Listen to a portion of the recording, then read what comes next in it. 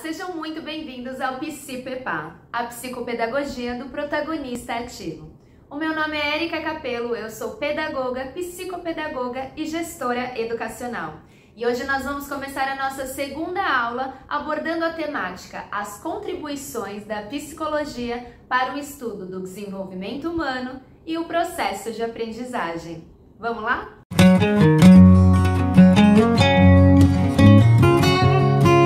Falamos de seres humanos, é claro que você já sabe que cada um de nós somos únicos, certo? Nós temos as nossas especificidades de personalidade, de psicológico, de gostos e etc. Mas apesar de todas essas diferenças, existe algo também único que nos une e nos distingue dos animais.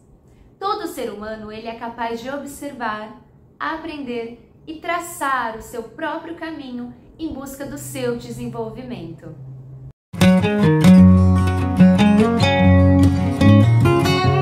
Vamos pegar então, por exemplo, o Tarzan.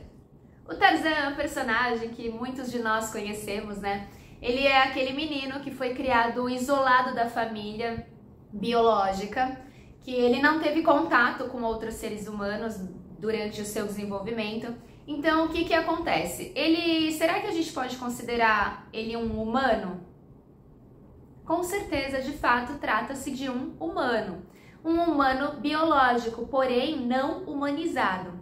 Então, para ele ser humanizado, o que faltou para o Tarzan? Faltou convívio, faltou interação pessoal com outras pessoas, para que ele pudesse aprender a nossa fala. A gente aprende a nossa fala, o desenvolvimento da nossa fala, ele se dá por meio da interação pessoal com outras pessoas, no nosso convívio.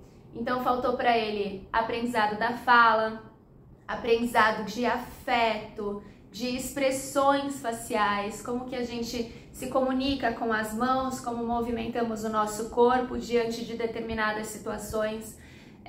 Faltou para ele se adaptar às rotinas de higiene, de alimentação. O que eu faço? Como que é a rotina de um ser humano ao acordar, ao se alimentar? Como que são os nossos costumes culturais? Como eu disse anteriormente, o ser humano ele é capaz de observar para poder aprender. E é justamente observando que a gente aprende quase todas as coisas ao nosso redor.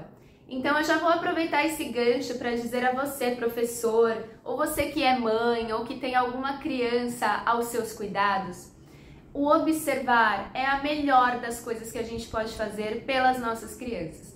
Então, quando a gente para observar, para apreender o que está acontecendo em determinada situação, é muito importante. Então, a gente precisa primeiro observar e ter paciência, porque o adulto ele tende a já querer intervir, mesmo que com o intuito de auxiliar, né, ajudar, a gente acaba fazendo pela criança o que ela precisa tentar muitas vezes para aprender. Então a gente tem que ter a paciência de assistir aquela mesma cena se repetindo várias vezes até que a criança realmente consiga realizar um movimento ou que ela consiga fazer aquilo que ela está tentando sem a nossa intervenção. Qual é o momento certo da gente intervir? Quando a gente vê que a criança vai se machucar, obviamente a gente impede. Ou quando ela vai machucar outra criança, a gente impede. Ou se ela vai quebrar um objeto que não pode ser quebrado, por exemplo, um copo de vidro, né? Porque pode causar também um acidente. Então a gente intervém nesses momentos. Mas o nosso observar, a nossa paciência, a gente orientar a criança com a fala, né? Olha, o processo é assim. Você pode pegar o papel, abrir a tesoura usando os seus dedos, tenta cortar dessa forma, ou então apenas mostrar, né? O método montessoriano, ele defende muito a ideia de você apenas com imagem, né? Apenas fazendo, sem verbalizar nada, a criança ela já consegue observar. Se você precisa verbalizar ou se você tem outra tendência pedagógica, você pode então apenas orientar com palavras. E o mais assertivo, assim eu diria, é deixar a criança tentar inúmeras vezes até que ela consiga por si só. E o que mais nós podemos aprender com as relações interpessoais? A brincar né? Como que a gente brinca, brincadeiras culturais, músicas do nosso convívio, do nosso cotidiano, a nossa forma de trabalho e a nossa forma de vida como um todo, né? Os nossos pensamentos, sentimentos e a forma como nos expressamos. Podemos definir o desenvolvimento como um processo no qual o indivíduo ele constrói ativamente as suas características próprias através da sua relação com o meio. Diferente de outras espécies, as características humanas elas não são herdadas biologicamente, elas são construídas historicamente. Dessa forma, o grau de desenvolvimento que uma sociedade acumula e transmite, ela vai influenciar desde o nascimento de uma criança até o momento em que esse indivíduo ele adquirir percepção por si próprio e vai transformando e vai construindo o seu próprio desenvolvimento através da sua relação com determinado grupo social e através da sua relação com o meio. Então, para que haja aquisição de características humanas, é necessário que parta do próprio sujeito as suas ações e operações motoras e mentais ao longo da sua interação com o mundo social. A psicologia do desenvolvimento ela estuda a origem das capacidades e funções psicológicas que distinguem o homem dos animais. Ou seja, a psicologia do desenvolvimento ela busca entender de onde vem a evolução do homem como um todo, essa capacidade perceptual e motora, as funções intelectuais, a sociabilidade, a afetividade do ser humano e busca explicar, que é a parte que eu acho mais interessante, como que se dão essas modificações de capacidades. Então, eu ouço muito essas frases assim: nossa, essa geração de hoje em dia está muito esperta, nossa, essas crianças de hoje são muito rápidas, como elas aprendem rápido. O que será que acontece ao longo do desenvolvimento da nossa cultura, da nossa humanidade? O que acontece de geração para geração que possibilita essa mudança de capacidades no aprendizado? E qual que é o papel do professor diante de todo esse processo? O papel do professor ele é fundamental. O maior número de possibilidades de ocorrências de interação que ele puder proporcionar para a criança, interações entre professor, aluno e objeto de estudo, o maior número de interações que ele puder possibilitar entre essas relações vai enriquecer o processo de aprendizagem da criança. Então, levar textos, livros diferenciados, a interação com o meio ambiente, de repente um passeio, algumas atividades ao ar livre em diferentes cenários, né, na medida do possível, apropriação geográfica do próprio meio em que se vive, reconhecer o quarteirão da escola, desenhar um mapa, reconhecer as características da sua família, assistir filmes, assistir desenhos, assistir pessoas falando.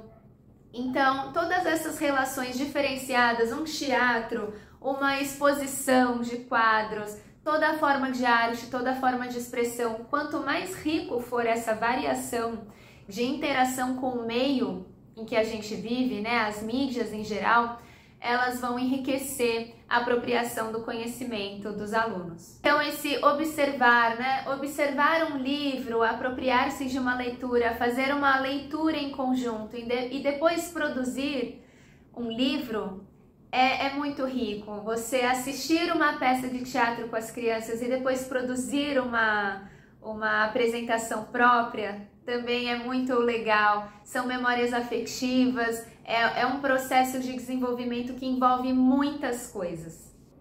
Porém, o ensino ele nunca está somente nas mãos do professor. Nós dependemos de um tripé muito importante que eu sempre defendo, que é o FAI. É a família, o aluno e a escola. FAE, a família, o aluno e a escola. Então, se nós não temos a família em conjunto, esse tripé já fica meio prejudicado. Se nós não temos o aluno ali inteirado, empenhado, se a gente não tem esse aluno junto com a gente, também estamos prejudicados em nosso tripé. E se a escola também não colabora, nós somos a instituição responsável, né, pelo aprendizado, então fica também um tripé a desejar. Então, nós precisamos desse tripé funcionando ativamente. O aluno, a gente só vai ter ele se nós criarmos laços afetivos e se nós dermos a ele conteúdos interessantes, contextualizado com a sua própria realidade, para que ele queira, para que ele goste, para que ele demonstre interesse, para que ele tenha curiosidade sobre aprender mais. E o que eu posso fazer com esse aprendizado? Então, nós precisamos conquistar, de fato, os nossos alunos. A família nós podemos manter ativamente perto de nós, fazendo pesquisas, perguntando a eles como que é a sua interação em casa com a sua criança, para que a gente possa contextualizar ainda mais as nossas atividades, fazer com que as famílias participem de reuniões e tenham voz ativa dentro da nossa comunidade escolar. E a escola tem que estar sempre unida, né? Falando sempre a mesma língua. Não adianta a diretora dizer sim, os professores dizerem não, é como dentro de casa. Quando a gente quer falar um não para a nossa criança, que essa criança ela recebe o não da mãe, ela vai procurar o pai, ela vai procurar a avó, ela vai procurar alguém para dizer o sim, né? E aí, quando a gente diverge a nossa linguagem, a gente acaba errando. Então, é importante termos a escola unificada, o nosso corpo docente trabalhando em equipe e todos os colaboradores falando a mesma língua. Então, é claro que na nossa sala de aula vai ter toda uma estrutura organizacional, né? Com a intenção de aprimorar o conhecimento para os nossos alunos, a capacidade de pensar. Mas quando eu coloco a psicologia junto com todo esse conhecimento, quando eu consigo unificar a psicologia com a educação, eu tenho um plano de ações muito melhor pensado. Então eu consigo pensar nas melhores ações para extrair o melhor resultado dos meus alunos. E para terminar aqui o nosso encontro de hoje, eu vou deixar uma reflexão para vocês. Como será que cada indivíduo chegou a ser o que é hoje? Existem 3 principais correntes de pensamento científico-educacional que podem nos auxiliar ao pensarmos nessa pergunta. Cada uma dessas correntes de pensamento tem o seu conceito de criança próprio, com suas teorias e pressupostos distintos, assim como também cada uma delas sugere uma maneira de educar a criança. E essas 3 correntes de pensamento são o maturacionismo, o behaviorismo e o interacionismo. Então eu espero vocês na próxima aula para a gente ver essas correntes teóricas com mais aprofundamento. Espero que vocês tenham gostado da reflexão de hoje e até mais!